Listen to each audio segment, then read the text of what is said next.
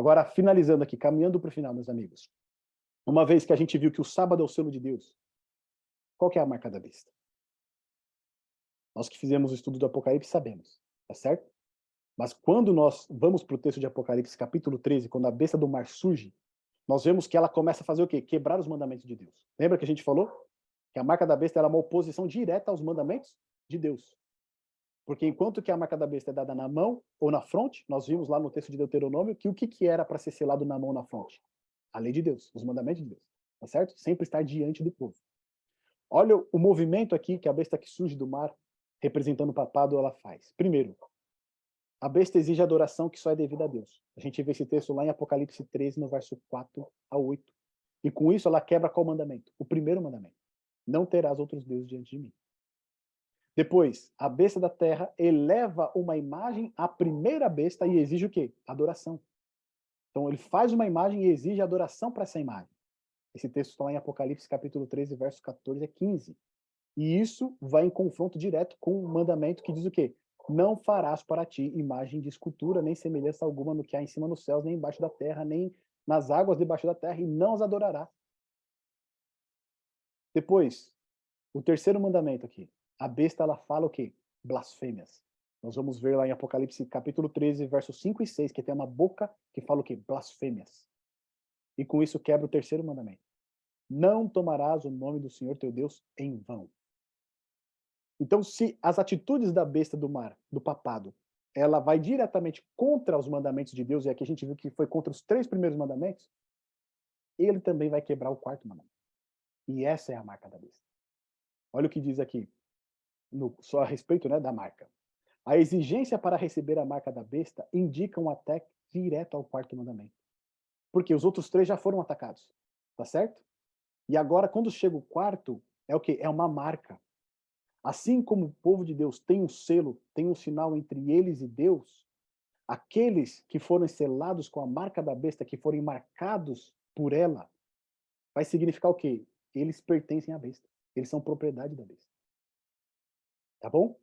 Então a gente viu lá que o mandamento do sábado, né, do dia do Senhor, em Êxodo capítulo 20, verso 8 e 11, ele é o símbolo, é o selo de Deus. Só que quando a gente vai em Apocalipse 14, verso 7, lembra que são 3 mensagens de advertência ao mundo? A primeira mensagem diz o quê? Temei a Deus e dá-lhe glória, pois é chegada a hora do seu juízo. Chegou o momento de Deus julgar a terra. Começou lá em 1844. E qual que é o convite que ele faz? Adorai aquele que fez o céu, a terra, o mar e as fontes das águas. Percebe? Enquanto a besta do mar está ali atacando a lei de Deus, a primeira mensagem angélica, ela fala, ela adverte o mundo.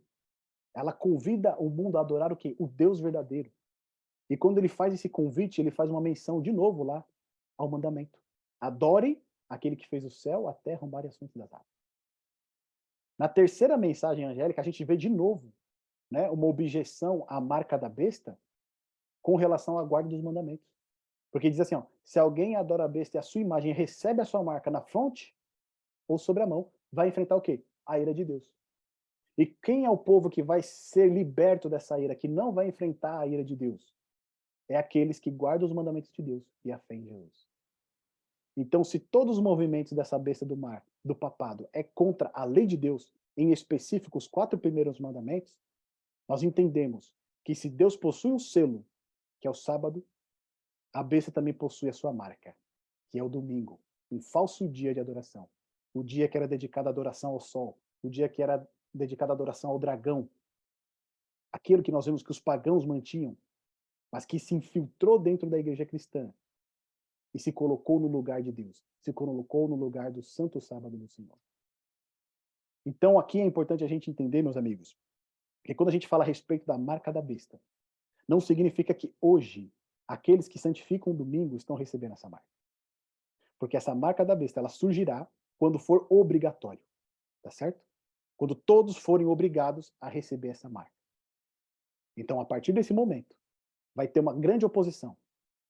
Porque, novamente, o dia do Senhor ele será exaltado. O Santo Sábado será exaltado, porque muitas pessoas não vão aceitar. E muitas pessoas que estão no engano, que estão no erro, chegarão à conclusão da verdade. Que o dia do Senhor é o sábado do 7º dia e não o 1º dia. E vão recusar essa marca.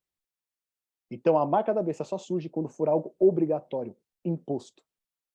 Ou você separa o dia de domingo para o seu dia de culto, tá certo?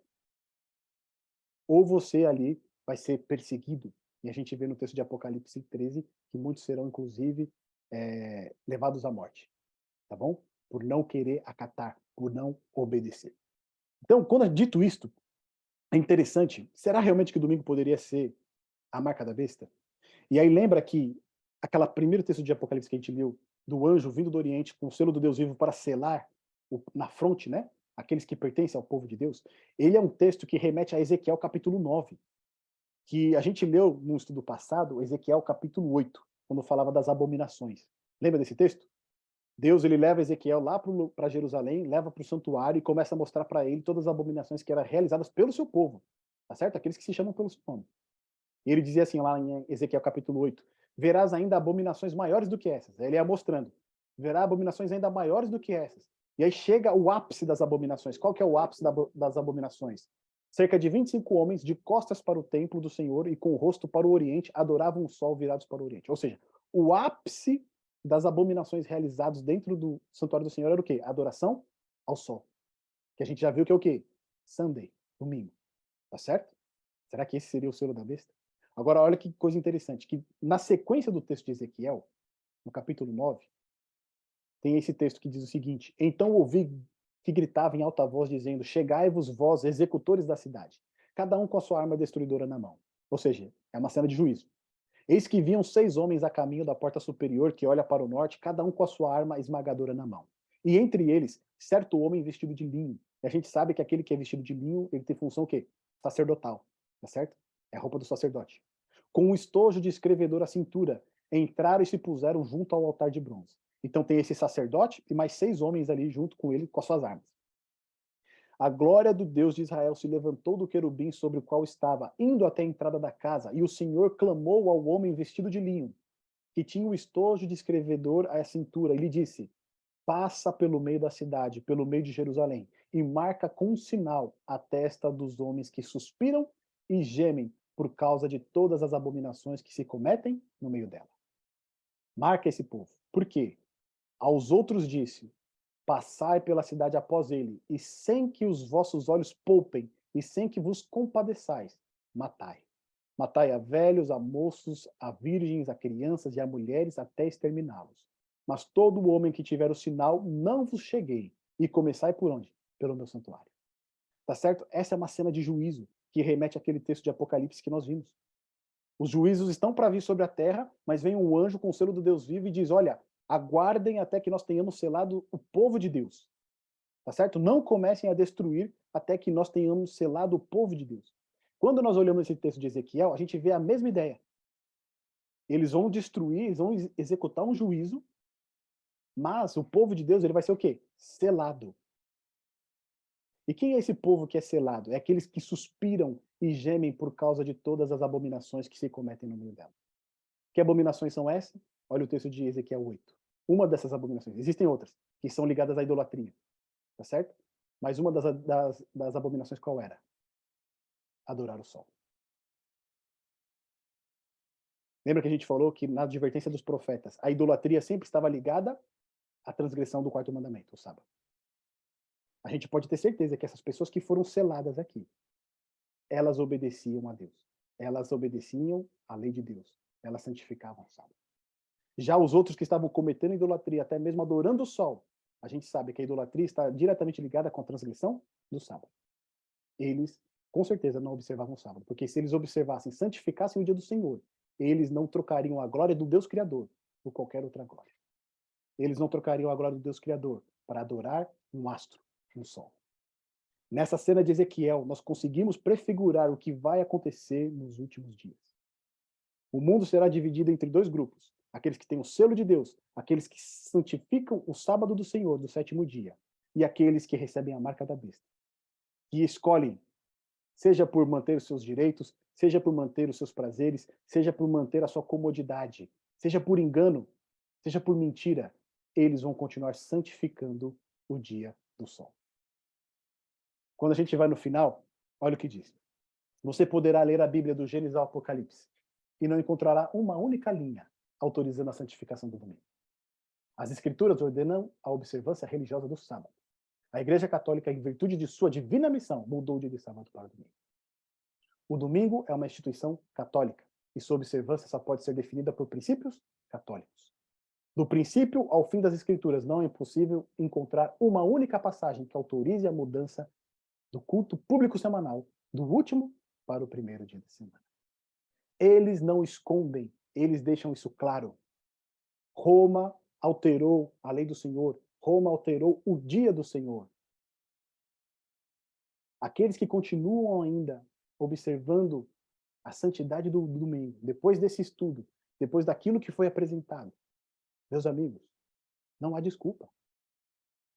Olha o que o próprio Salvador diz para a gente. Por que transgredis vós também o mandamento de Deus por causa da vossa tradição? Se dirigindo aos fariseus. Tá certo? Esse texto é em outro contexto, tá certo? Dos fariseus. Mas as palavras, elas perduram até hoje. Porque nós transgredimos o mandamento de Deus por conta da tradição. Sendo que a própria igreja diz, nós mudamos pela tradição, nós mudamos pela nossa autoridade. Porque deixamos de fazer aquilo que o Senhor pede e ficamos inventando desculpa. Não, porque Cristo ressuscitou no domingo. Não, porque Paulo disse ali que nós não precisamos mais santificar o sábado. Para que ficar inventando desculpas? Sendo que a Bíblia é clara com relação a esse assunto e a lei de Deus ela é imutável. Se fosse possível mudar a lei de Deus, Cristo não precisaria morrer na cruz. Porque ele morreu porque a lei não pode ser mudada. Ele morreu porque nós continuamos a transgredir a lei de Deus. Mas uma vez que sabemos a respeito do dia do Senhor, por favor, meus irmãos, não vamos continuar com a nossa servidura transgredindo esse santo dia. Lógico, não seremos perfeitos, mas Deus terá graça e misericórdia para nos sustentar. Só não sejamos rebeldes contra aquilo que o Senhor nos disse. Em Mateus 15, 9 diz, em vão me adoram, ensinando doutrinas que são preceitos de homens. Ou seja, muita da adoração, lembra a adoração de Caim? Ela é em vão. Por quê? Porque ela é do jeito que nós queremos fazer e não do jeito que o Senhor pediu. Em João, no capítulo 14, verso 15, Jesus vai dizer, se me amais, guardareis os meus mandamentos. Aqui o contexto é o amor que Cristo pede. Mas a gente já viu que o amor está diretamente ligado à lei de Deus. Tá certo? Eu não posso dizer que amo a Deus e continuar transgredindo a sua lei. O próprio Salvador diz isso. Em Atos capítulo 5, verso 29, Pedro e os demais apóstolos afirmaram, antes importa obedecer a Deus do que aos homens. Em Apocalipse capítulo 12, verso 17, nós vemos que o dragão ele está irado, não é com toda a cristandade, não é com todas as igrejas, mas são com aqueles que guardam os mandamentos de Deus e têm o testemunho de Jesus. É por isso que ele vai inventar calúnias, é por isso que ele vai levantar falsas acusações, é por isso que ele vai levantar a falsidade de seita. Por quê? Porque ele odeia o dia do Senhor. Ele quis colocar um outro dia no lugar. E ele odeia aqueles que santificam o dia do Senhor, o sábado do sétimo dia. Por fim, no nosso primeiro estudo, nós falamos a respeito do dia do Senhor escatológico e o dia do Senhor como memorial da criação. Na volta do Senhor Jesus Cristo, nós teremos o encontro desses dois conceitos. O dia do Senhor ele foi estabelecido na criação, antes do judeu, antes do povo lá reunido em Israel, foi estabelecido para a humanidade sem pecado. Agora, se esse dia foi estabelecido para a humanidade sem pecado, quanto mais nós precisamos desse dia no mundo de pecado. Por isso que o Salvador diz que o sábado foi estabelecido por conta do homem. O sábado semanal, onde o povo de Deus pode descansar, contemplando por espelho o que será a eternidade com o Éden restaurado. O sábado é um dia de refúgio, onde nós podemos descansar nas nossas obras e confiar, pela fé, que um dia, o mesmo Éden que Adão e Eva desfrutaram, no qual eles guardaram o primeiro sábado, nós também iremos desfrutar.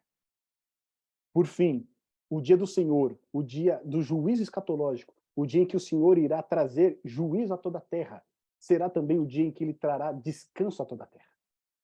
Será também o dia que ele acabará com o pecado de uma vez por todas. E, finalmente, o universo poderá descansar num milênio, né, um milênio sabático. No nosso estudo de Apocalipse, lá no capítulo 20, nós vemos um milênio. Você pode conferir esse estudo aqui no nosso canal. O tempo em que o povo de Deus e a terra irão desfrutar de um sábado milenar. A terra ficará vazia, apenas com Satanás e seus anjos aprisionados aqui. E o povo de Deus estará com Cristo, reinando com ele, num sábado milenar. Após 6.000 anos de lutas, após de 100.000 anos de pecado, finalmente nós teremos o fim no dia do Senhor, escatológico, que vai junto ali com o dia do Senhor, o memorial da criação, finalmente dar descanso para o povo de Deus. Quando nós vamos ao texto de Isaías 66, que prefigura esse novo céu, essa nova terra que será estabelecido. Lá é dito o seguinte: porque como os novos céus e a nova terra que hei de fazer estarão diante de mim, diz o Senhor, assim há de estar a vossa posteridade e o vosso nome. E será que de uma festa da lua nova a outra, e de um sábado a outro, virá toda a carne a adorar perante mim, diz o Senhor. Na terra restaurada, no novo céu, na nova terra, o povo de Deus continuará adorando no sábado, no sétimo dia. Se o sábado foi estabelecido na criação, se toda a dispensação ali que nós temos do povo de Deus, os hebreus, continuou sendo sábado, se no tempo de Jesus continuou sendo sábado, se é mesmo dentro a apostasia, muitos continuaram observando o sábado como o sétimo dia, e na nova terra será o sábado, o sétimo dia que será o dia que será celebrado, será o dia que a terra irá se reunir para adorar a Deus? Será que nesse parênteses entre a morte de Cristo e a volta do Senhor Jesus, o dia foi mudado? Foi colocado um outro dia no lugar? Um dia de origem pagã? Um dia que será a prova, né, de teste aqueles que servem a Deus e aqueles que foram marcados pela besta? Meus amigos, não se enganem. Não deixem ser enganados por tradições de homem. A palavra de Deus ela é clara.